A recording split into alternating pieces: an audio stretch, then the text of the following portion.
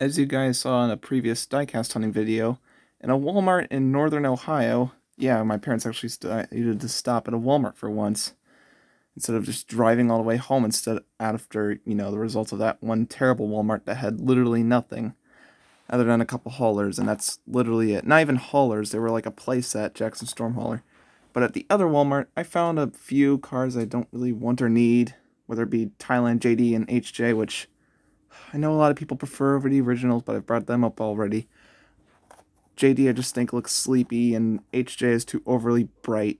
I just don't really care for them. And honestly, I don't really think it. Maybe it is more accurate, but I prefer the old style because the more subtle colors for HJ aren't such an overly large, strong eyesore, and JD has that sparkly, nice look and the normal looking eyes similar to that of Ryan Laney or Chase and all instead of looking tired and dopey. Anyways, I'm getting off track. Getting off the racetrack, if you know what I mean. And at that Walmart, I saw the NASCAR cars. I saw Jackson Storm, Chase Racelet, McQueen, maybe something else, and these two. I don't think, maybe there was a Mater, but I don't recall seeing any. Please tell me if there was, and if you guys can go look at that video. And I decided to buy these two. And fun fact, once we got them and all, went out to self checkout. My parents were having such a strong, long struggle trying to get them off the card and all because my card didn't have enough money for both of them. But instead of like other times and all, where you just use the card with whatever money's on it and whatever remains, you could just take care of with another Visa card or whatever, or a gift card or money or whatever. That's kind of natural. But for some reason at this Walmart, it wasn't working, and my parents were like waiting for like not waiting, but just trying to figure it out with some employees for like 12 or so minutes, maybe longer. It was ridiculous. And afterwards, I was constantly thinking to myself, are these things even really worth it for that? Considering they didn't even appear in the film, and they're not singles that you would see on the poster, so they don't really check off any list. But here they are anyways. And first of all, I just wanted to talk about the names and packaging and stuff. Uh, these guys, unfortunately, don't really fit in aesthetically with the others, which makes sense since they're NASCAR themed. But the more you think about it, the more disappointing that is.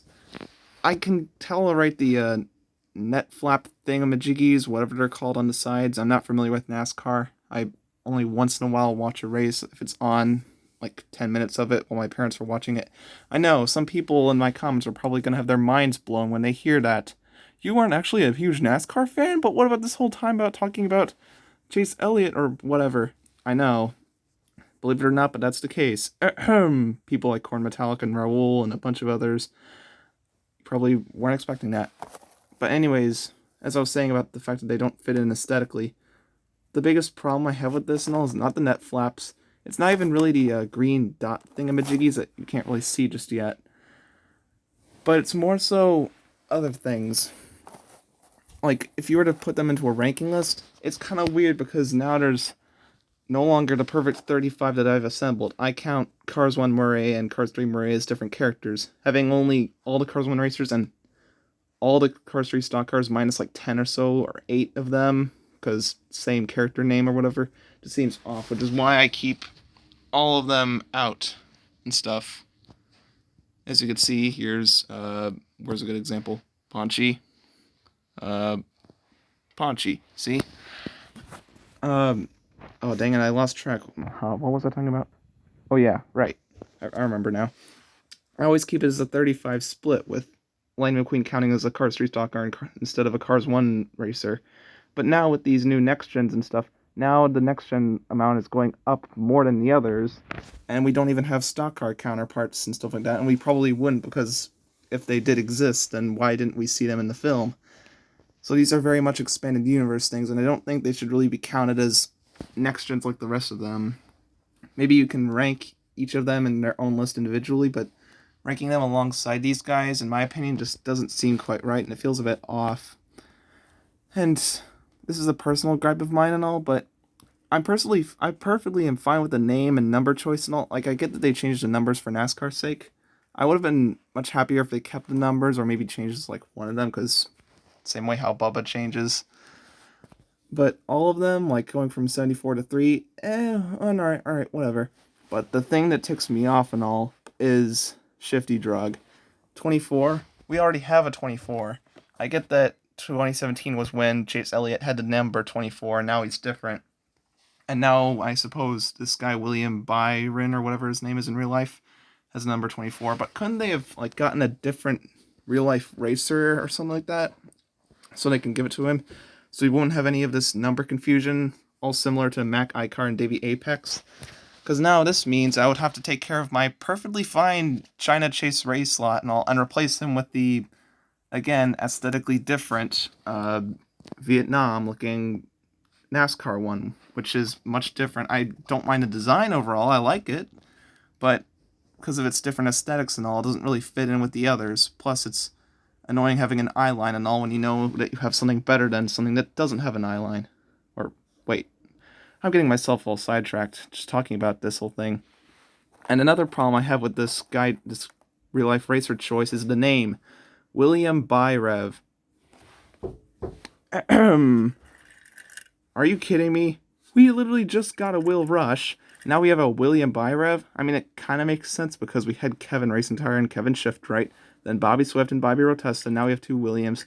But it just kind of seems redundant, doesn't it? People complain about it with Bobby. Not too many people complain about it with Kevin because you can't really change them, Kevin, and some coincidences happen like that. But with Bobby happening twice, it felt kind of odd. Let alone the fact that Bobby Rotesta wasn't that much of an original racer to begin with. And now we have two Wills. They're at least different, I suppose, but still some people are going to call him William Rush, which I much prefer, kind of, and all, because it's longer, not overly simplified to just 9 letters, which is a recurring trend, apparently. Noah Gochek, Mafast Fong, Nick Shift. Mattel, stop thinking kids can't pronounce names right. I always could. And also, Byrev. On its surface, I don't mind that as a name, but here's the problem. We already have Paul Conrev, we already have Rev Rotages, and we already have Rev and Go Racer. I actually thought we got his proper name today because of a poster that got revealed, but it turned out to all be fake. All those tractors and canceled cars and other things, nope. Gosh dang it, Lucas, or whoever made that poster. Why'd you have to torment like me that way? But, yeah. Let's just stop talking about this whole thing and start looking at the packaging. Also, well, this will be brief, but yeah, the back. And I guess these are in waves as well. Mattel's been lazy recently. Unlike the XRS series, the endurance racers and these NASCAR cars, they don't want to put them with artworks. It's kind of annoying. Piston Cup Productions brought this up and it annoyed him, and it annoys me. If something annoys Piston Cup, then it's bound to annoy me as well. Because they keep just putting McQueen and Jackson on them, and the biggest issue I have with this is that from a distance, they just kind of blend together. It's just the same thing and all, unless you look at the diecast. And things like whatever the Fiber Fuel racer's name is and this guy are going to get confused by kids because they don't have proper different artworks to help them distinguish one another. This was the same problem with like 2019 and all, or heck, even 2020 to a lesser extent, where they just kept releasing like variants and all, like Sterling with headset, or Luigi and Guido with 95 emblem things, but they just gave them normal artworks. Heck, in 2020, they just did the whole Carla Veloso thing. That was a huge mistake. Did they release normal Carla as well that year? If they did, that's even worse. And they did the same thing with Nigel. But this year they fixed it, but for some reason, they just let the side series slide. I know that these are Mattel's things, and not really like Disney and Pixar's, which explains the samey kind of logos, not really changing between time periods. Unlike literally everything, including Will Rush especially. But still, a little bit more creativity would help. I already complained about how it's so annoying seeing the same 12 characters for a good while repeated on the shelves or pegs and stuff for so long, and how we should return to the golden age of 2013 and 16 where we had so much variety. But now it's kind of the same things and all. Same 15 characters once in a while, occasional difference, and then a ton of samey packaging. But let's look at the actual diecast real quickly. So here they are in all their glory out of the package. Let's look at this guy first because the number 24 thing's been grinding my gears a little bit. Overall, the coloration is, I'm not a huge fan of the color. It has this finish feeling instead of the typical metal paint, shiny, smooth feel, which is usually prevalent on other cars. Not really very much on Slider here because he's an older diecast, but it was more so perfected in later years. Here, though, he has a sort of more rough texture. And on here, he has a shiny texture as well. It doesn't really have much of a difference in terms of feel. This has texture over it, though. This is bumpy. Like a lot of Vietnam cars, which I'm not usually a fan of. It doesn't really make much sense, because the decals would all be printed on sort of equally. So why would they have texture? This is the same problem I've had with cars like almost said Rich Mixon. Richie guns it since the beginning. Ugh. But yeah. Also, I'm pretty sure these little green circles around here, where the gas pump goes in and stuff like that, the gas hitch lock, whatever it's called, I can't remember. I get that those are NASCAR references, but again, aesthetically different and all from the rest. So thankfully, you can't really see it very much on him. Though I'm sure some kid's going to see it and they're going to be like, what? Now, the expression is alright, but what I don't like is that the grill is so flipping low down. I don't like that. He looks kind of derpy. And this isn't the first time this has happened from recent Mattel. A lot of the cars, like Brush Kerber is one of the best examples. I showed a picture of Thailand Brush to my mom, and she was like, ugh, what is that? Yeah, they have this tendency of putting the grill too far down. Heck, even Thailand Murray Clutchburn, which I consider decent, has this slight issue, though it's subtle. And for some reason, barely anybody else brings this up. I can't say that right. Another thing that's annoying me is that the eyes and all, with the island and all, it is there and it is blurry. I wouldn't mind that so much if this wasn't so misaligned. This may just be my diecast, but if this happens to others, that's a quality control issue. The rims look beautiful. beautiful. The text is clear, and even the sponsors there look perfectly fine. Mattel, you can clearly get stuff right and all. These rims look amazing, and that looks perfectly fine. Heck, even the gold on here is pretty darn clean. And, what else?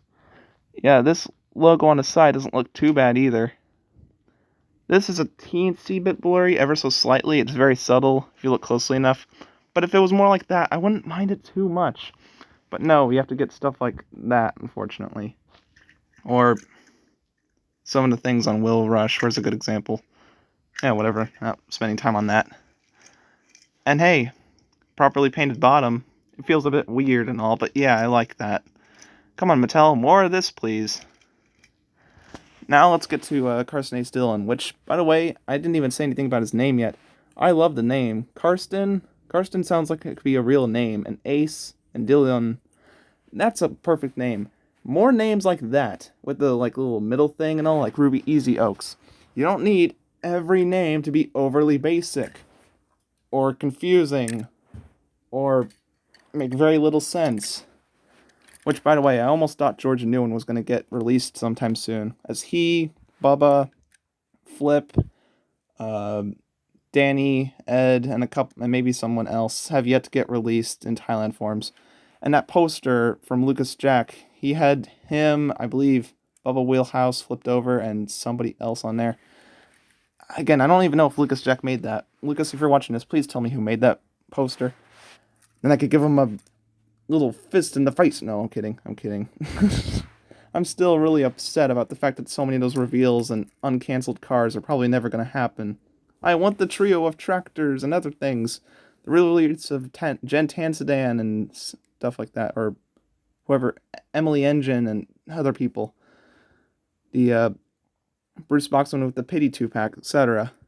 But I know that's not going to happen. Most likely. Who knows, maybe they'll do one or two things. But sadly, we get uncancelled cars like 95 and 51 Hat Mater. Boo. When I find that and all, I will give a good look at it. Anyways, about Carstin's actual diecast. And oh my god, what the heck happened with him? Are you guys seeing this too?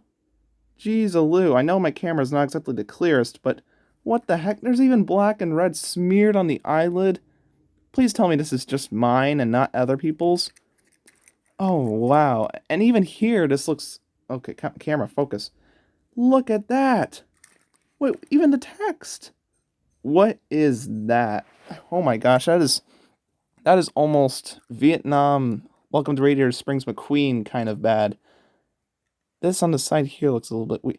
This is... it's blurry, but I can kind of understand because it's fading.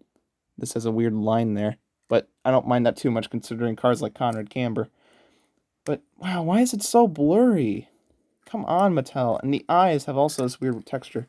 The eyes on him felt alright. I didn't mind them on him too much. You could feel the blurriness a little bit, but it still has that matte texture, whatever it's supposed to be called. Here it has a smooth texture, but you just feel the weirdness. And on this here, hear that? It feels like metal sandpaper. It's so weird. The rest of the body feels smooth, though. Front looks passable, but for some reason he again looks dirty. It's so hard for you to see on camera, but in person it feels and looks so weird. Oh, dang it. Right when I was praising him, then look what Mattel does. Unpainted bottom. I mean, it makes sense. There's no other, like, painting here on the trim or anything like that, but still. Well, at least it could be worse. Am I right? At least it's some paint underneath there, but it could be the right color. Otherwise, from this angle, it just looks off. Side of contingency sponsors look a bit meh. This here looks pretty blurry. Again, because of the fact that it's fading, it's not too much to be angry about. Again, silver rims for some reason, but they look beautiful. Mattel, if you can get rims more like this and all, I wouldn't be so angry. More of that, please. Less of this, please. Back. Oh, wow. My, oh my. If the camera will focus. Oh my god. It looks like it was spray painted on by a Thunder Hollow car. Or that one pity who we have yet. That's another thing we have to get a release of. The Thunder Hollow pitties. And the Thunder Hollow announcer. Hey, that's something that the poster didn't even have that they made.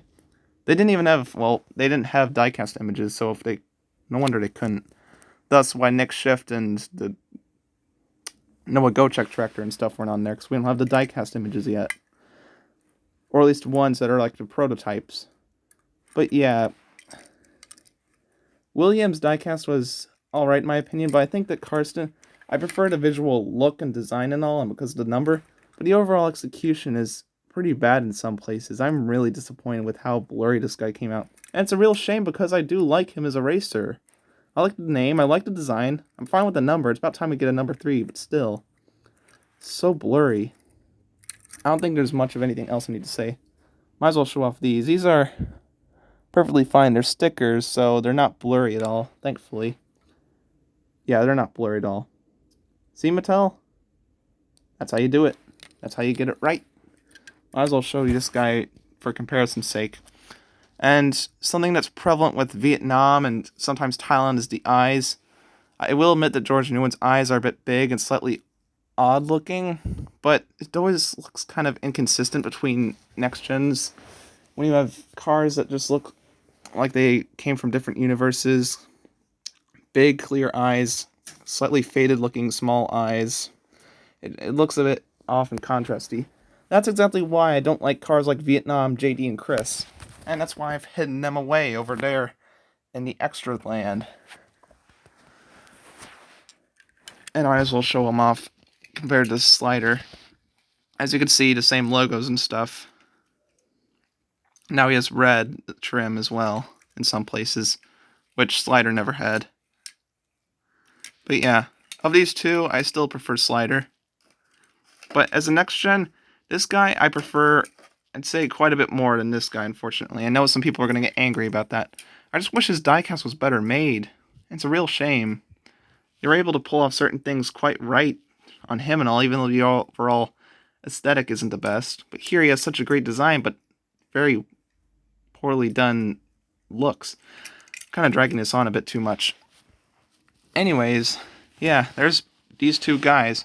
Tell me in the comments below as to whether or not you think I should include these with the rest of my next gens, or should I maybe not? Should I just keep them on the shelf or whatever as a thing, kind of like a variant? Should they be treated like XRS? Because I know that the XRS cars for sure do not fit in with normal next gens, obviously.